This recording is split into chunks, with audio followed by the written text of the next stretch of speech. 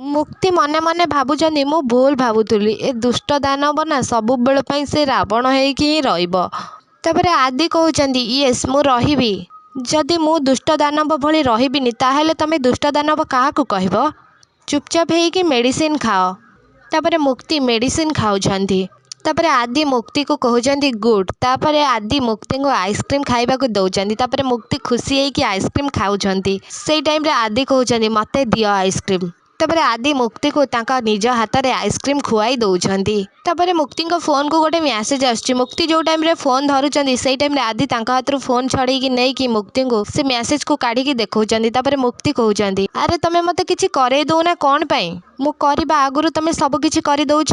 ଶୁଣ ମୁଁ ପୁରାପୁରି ଠିକ୍ ଅଛି। ମୋତେ ଏମିତି ସବୁ କରିକିନା ମୋତେ ଅଭ୍ୟାସରେ ପକେଇ ଦିଅନି। ତାପରେ ଆଦି ମୁକ୍ତିକୁ କହୁଛନ୍ତି ମୁକ୍ତି ମୁଁ ସେଇଆ କରୁଛି ଯେଉଁଟା ମୋତେ ଡକ୍ଟର କହିଛନ୍ତି କରିବା ପାଇଁ। ସେଥିପାଇଁ ମୁଣ୍ଡ ଖେଳେଇବା ବନ୍ଦ କର। ତାପରେ ମୁକ୍ତି ଆଦିକୁ କହୁଛନ୍ତି ଆଚ୍ଛା ତମେ ଏକା ଏକା ସବୁଦିନ ଏଭଳିଆ କାମ କେବେ ପର୍ଯ୍ୟନ୍ତ କରିବ? ତାପରେ ଆଦି କହୁଛନ୍ତି ଯେ ପର୍ଯ୍ୟନ୍ତ ତମ ଦେହ ପୁରାପୁରି ଠିକ୍ ନ ହେଇଛି, ଯେ ପର୍ଯ୍ୟନ୍ତ ମୋତେ ଜରୁରୀ ନ ଲାଗିଛି ସେ ପର୍ଯ୍ୟନ୍ତ। ମୁକ୍ତି କହୁଛନ୍ତି ଆଚ୍ଛା ସେ ତମ ଜରୁରୀଟା କେବେ ପୁରା ହବ? ତାପରେ ଆଦି କହୁଛନ୍ତି ମୁକ୍ତିକୁ ଯେବେ ମୁଁ ଡିସାଇଡ୍ କରିବି ତମେ ସମ୍ପୂର୍ଣ୍ଣ ଭାବରେ ଠିକ୍ ହେଇଯାଇଛ। ଆଦି ମୁକ୍ତିକୁ ଏମିତି କହୁଛନ୍ତି। ତାପରେ ମୁକ୍ତି ଆଦିକୁ କହୁଛନ୍ତି ଆଦି ହେଲେ ତାପରେ ଆଦି ମୁକ୍ତିକୁ କହୁଛନ୍ତି ଆରେ କେତେ ଗପର ଗପର ହଉଛ। ଆଚ୍ଛା ମୁକ୍ତି ଗୋଟେ କଥା କହିଲ ଦୁନିଆର ଏମିତି କୋଉ କାମଟା ଅଛି ମୁଁ କରିପାରିବିନି? ତାପରେ ମୁକ୍ତି କହୁଛନ୍ତି ଯାହା ମୁଁ କହିବି ତାହେଲେ ତମେ ସବୁ କିଛି କରିପାରିବ। ତାପରେ ଆଦି କହୁଛନ୍ତି ବିଲକୁଲ। ତାପରେ ମୁକ୍ତି କହୁଛନ୍ତି ସତ କହୁଛ ତ?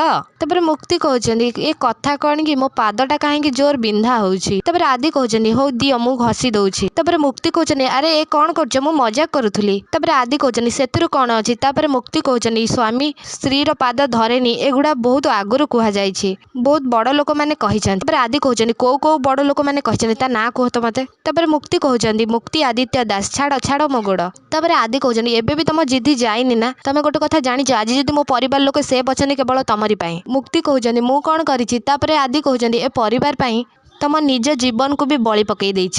ତା ବଦଳରେ ତମେ ମୋତେ କିଛି ମାଗିନା ମୁକ୍ତି। ଆଜି ତା ବଦଳରେ ଯଦି ମୁଁ ଗୋଟେ ଭଲ ସ୍ୱାମୀ କର୍ତ୍ତବ୍ୟ ହିସାବରେ ମୁଁ ମୋ ସ୍ତ୍ରୀର ପାଦ ଚିପିଦେଲି ତାହେଲେ ଅସୁବିଧା କ'ଣ? ଚାଲ ପାଦ ଦେଖାଅ। ତାପରେ ମୁକ୍ତି କହୁଛନ୍ତି ନାଇଁ ଆଦି ପ୍ଲିଜ୍। ତାପରେ ବି ତମେ ମୋ ସ୍ୱାମୀ ଆଉ ମୋଠୁ ସିନିୟର। ତାପରେ ଆଦି କହୁଛନ୍ତି ଗୋଟେ ମିନିଟ୍ ମୁଁ ତମଠାରୁ କ'ଣ ବହୁତ ସିନିୟର ନା କ'ଣ? ମୁଁ କ'ଣ ବୁଢ଼ା? କୋଉ ବୁକ୍ରେ ଲେଖା ହେଇ ଗୋଟେ ସ୍ୱାମୀ ତା ସ୍ତ୍ରୀର ସେବା କରିପାରିବନି ବୋଲି? ଆଉ ସିରିୟସଲି ମୋତେ ଏସବୁ କଥା ଶୁଣିକି ଲାଗୁଛି ତମେ ଏଯାଏଁ ବି ଠିକ୍ ହେଇନାଅ। ସେଥିପାଇଁ ତମ ଗୋଡ଼ ଦେଖାଅ ମୁଁ ଭଲସେ ବହୁତ ଭଲସେ ମସାଜ ଜାଣିଛି। ତାପରେ ମୁକ୍ତି କହୁଛନ୍ତି ଆରେ ତାପରେ ଆଦି ମୁକ୍ତିଙ୍କ ଗୋଡ଼କୁ ମୋଡ଼ି ଦଉଛନ୍ତି। ତାପରେ ମୁକ୍ତି ଭାବୁଛନ୍ତି ଏ ଦୁଷ୍ଟ ଦାନବର ଏମିତି ପରିବର୍ତ୍ତନ କେମିତି? ମୋ ଗୋଡ଼ ଚିପି ଦଉଛନ୍ତି ଆଉ ମୋ ପାଇଁ ସୁପ୍ ବନେଇ ଦଉଛନ୍ତି କଥା କ'ଣ?